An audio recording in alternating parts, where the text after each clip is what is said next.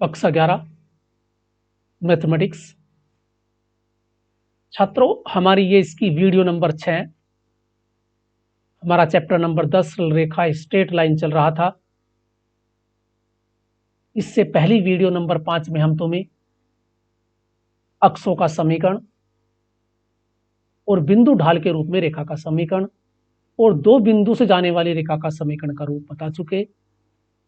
अब हम बताते हैं ढाल अंतःखंड के रूप में रेखा का समीकरण।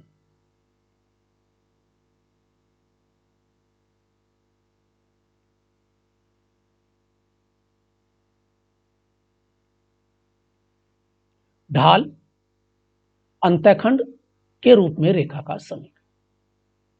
तो छात्रों, पहले यहां ढाल तो हम जानते हैं, ढाल क्या होता है, स्लोप हम पढ़ चुके। अंतःखंड क्या होता है, अर्थात इंटरसेप्ट क्या होते हैं। देखो, ये एक रेखा है एल, ये एक्स अक्ष और वाई अक्ष को दो बिंदुओं पर काटती है। एक तो बिंदु इस पर काटती है और एक इस बिंदु पर काटती है। तो देखो, ये हमारे पास मूल बिंदु है।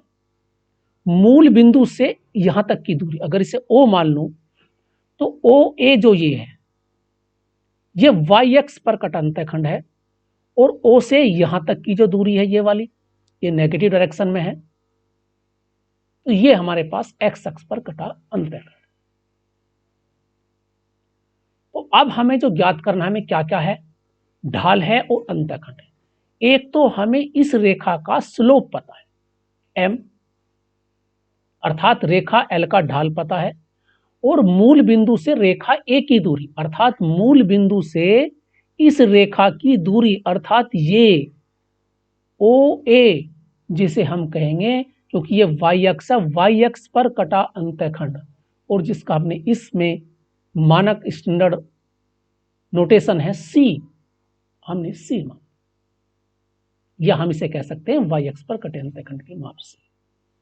तो रेखा का जो समीकरण होता है वो होता है y बराबर एम एक्स प्लस सी। तो याद कर लें, m क्या है, स्लोप, c क्या है, y एक्स पर कटा अंतःखंड। यदि हमें किसी रेखा का स्लोप अर्थात ढाल पता हो और y एक्स पर कटा इंटरसेप्ट पता हो तो हम उस रेखा का समीकरण लिख सकते हैं y बराबर एम एक्स प्लस सी। अब I कैसे, देखो C के कोऑर्डिनेट क्या होंगे, अगर यहां से ये मूल बिंदु है तो ये दूरी क्या हुई C, ये दी हुई है। तो A के कोऑर्डिनेट होंगे, क्योंकि ये y एक्स पर है तो 0C हो गया। अब हमें क्योंकि इस रेखा L का समीकरण ज्ञात करना है, जब इक्वेशन ज्ञात करना है तो इस पर एक बिंदु मानना पड़ेगा आर्बिट्रेरी, एक बिंदु P हो गया जिसके कोऑर्डिनेट XY। अगर समीकरण ज्ञात करना है तो कोई एक बिंदु उस वक्र पर या उस लाइन पर एक बिंदु अवश्य स्वेच्छ बिंदु मानना पड़ेगा जिसके कोऑर्डिनेट होंगे PXY। अब हमारे पास P पता है और ये पता है, तो जब दो बिंदु पता है तो इसकी स्लोप ज्ञात कर सकते हैं। कौन से फॉर्मूले से, y2 माइनस y1 बटे x2 माइनस x1 से। अगर स्लोप हम m के बराबर रख दें तो हल करके हमारा समीकरण ये आएगा। छात्रों, इसे बोलते हैं ढाल अंतःखंड के रूप में रेखा का समीकरण। अच्छी तरह याद कर लें, y बराबर एम एक्स प्लस सी। अब है अंतःखंड के रूप में रेखा का समीकरण, इंटरसेप्ट फॉर्म अंतःखंड। अब हमारे पास ये एक्स अक्ष वाई एक्स, ये एक रेखा एल है, ये हमारे पास मूल बिंदु है और मैंने कहा यह रेखा एक्स अक्ष पर कितना अंतःखंड काटती है, अक्षों पर कितना अंतःखंड काटती है। ये ओ ए कहलाएगा एक्स अक्ष पर कटा अंतःखंड। अगर हम इसे स्मॉल ए मान लें स्टैंडर्ड वैल्यू, अगर ओ से बी तक की डिस्टेंस ये वाई एक्स पर कटा अंतःखंड है, ये बी है, तो रेखा का समीकरण हमें ज्ञात करना है। अंतःखंड के रूप में रेखा का समीकरण माना एक रेखा हल एक्स एक्स तथा वाई एक्स पर अंतःखंड ओ ए अर्थात स्मॉल ए तथा ओ बी बराबर बी काटती है। तो बिंदु ए के निर्देशांक क्या हुए, क्योंकि देखो ये एक्स अक्ष पर है, ये डिस्टेंस यहां तक की ए है, तो इसके कोऑर्डिनेट A0 हुए। ये यहां गलत लिखे हैं, 0 लिखा है, ये A0 है।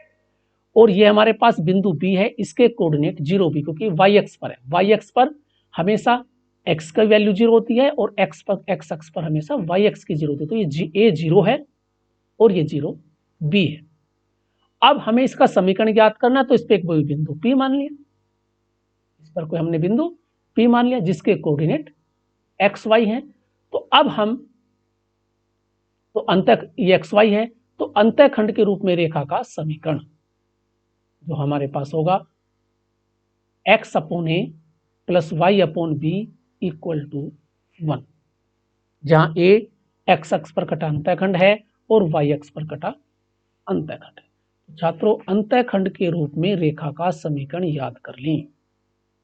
अगर इसका डेरिवेशन करना है तो किताबों बुक में है, पढ़ लेना ध्यान से, आसान है, ऐसा कुछ नहीं। x upon a plus y upon b equal to 1। तो हमने इस स्लाइड में पढ़ा ढाल अंतःखंड के रूप में रेखा का समीकरण y बराबर mx प्लस सी, अंतःखंड के रूप में रेखा का समीकरण x upon a plus y upon B बराबर 1। अब हमारे पास है लंब रूप में रेखा का समीकरण। तीसरी फॉर्म है लंब रूप में यहां रेखा का समीकरण। अब लंब रूप से मतलब क्या होता है? देखो छात्रों, ये एक रेखा है जिसका हमें समीकरण ज्ञात करना है। यदि इस रेखा की मूल बिंदु से दूरी पता है, मूल दूरी से का मतलब ये मूल बिंदु है, यदि मूल बिंदु से इस रेखा पर लंब डाल दें, ये 90 डिग्री है, अगर लंब डाल दें तो ये कहलाएगी हमारे पास मूल बिंदु से इस रेखा की दूरी OA। और ये मूल बिंदु से डाला गया जो लंब है, अगर x अक्ष से धन दिशा में कोण अल्फा बनाता है, इसकी लंबाई P है, तो अब हम रेखा का समीकरण लिख सकते हैं x cos alpha plus y sin alpha equal to P। छात्रों, लंब रूप में रेखा का समीकरण क्या होता है? x cos alpha plus y sin alpha equal to P। यहाँ अल्फा 0 से 2 पाई के बीच वेरी कर सकता है ऐसे, क्योंकि लंब सदैव P एक लंबाई है, सदैव धनात्मक होगी। और इसमें जो होता है, कोई पहचान है, इसमें जो x का गुणांक और y जो y का गुणांक है, उनके वर्गों का योगफल हमें सदैव इकाई होता है। तो ये लंब रूप में रेखा के समीकरण की कुछ कंडीशन थी, तो याद कर लें। लंब रूप में रेखा का समीकरण होता है x cos alpha plus y sin alpha equal to P। हमारे पास अल्फा है, मूल बिंदु से रेखा पर डाले गया जो लंब है वह x अक्ष से धन दिशा में जो कोण बनाता है अल्फा, और P है मूल बिंदु से रेखा की दूरी। तो छात्रों, यह था हमारा लंब रूप में रेखा का समीकरण। हमने इस वीडियो में 3 रूप में लंब रेखा के समीकरण सीखे। सबसे पहले हमने सीखा ढाल के रूप में y बराबर mx प्लस सी, फिर अंतःखंड के रूप में x upon a plus y upon B बराबर 1, जहां a था x अक्ष पर कटा अंतःखंड और b था y अक्ष पर कटा अंतःखंड, तो रेखा का समीकरण था x upon a plus y upon B बराबर 1। फिर लंब रूप में रेखा का समीकरण x cos alpha plus y sin alpha बराबर P,